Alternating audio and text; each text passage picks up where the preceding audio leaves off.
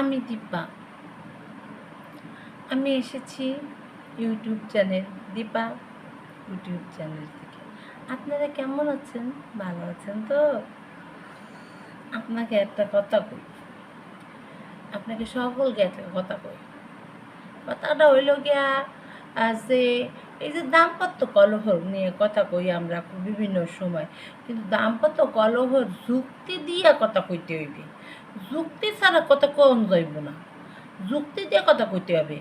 যেমন যদি আপনার স্ত্রী আপনার কাছে কোনো কিছু চায় বা আবদার করে বা কোনো কিছু সাহায্য চায়, মনে করেন আপনার সংসারটা নিটুনে চলতেছে, স্ত্রী একটা কিছু করতেছে, আপনারা কইল যে আমার এই কাজটা করে দেবে, আপনি তখন তাই দাওয়া দেয়, এই তুই চুপ করে থাক, তুই ঘরের মধ্যেই থাকবি, ঘরের মধ্যেই রানবি খাবি, পাইলে আমি যদি আয় করতে পারি তাই খামো, না আয়তে করতে পারি খামো না। কিন্তু ভাই এটা কি হয় কন? সাল মেয়ে আছে না? হুম, তখন আপনার স্ত্রী কি করবো কন তো?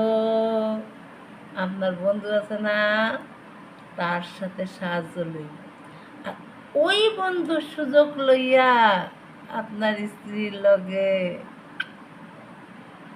বন্ধুত্ব করে ফেলাবো, তার সাথে সুখ দুঃখ সকল আলোচনা করব।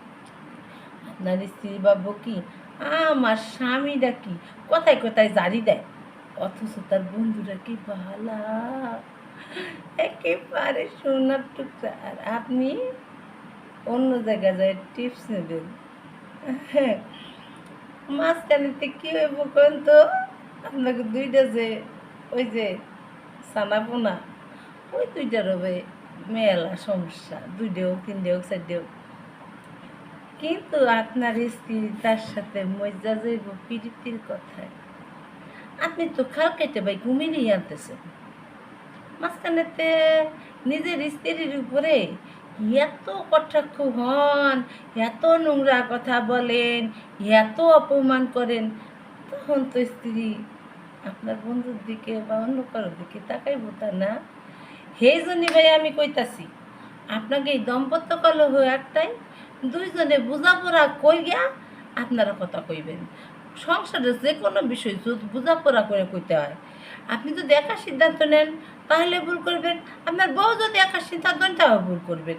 এইটা কিন্তু ঠিক না ভাই, বুঝছেন? বন্ডিরেও কইতাছি, মাঝখানের থেকে না তারা সুবিধা লইয়া যাইব, আপনার বউরে আপনারও, আপনার টাকা পয়সা খসাইব, আর আপনার বউর সাথে তো লীলা খেলা গেল।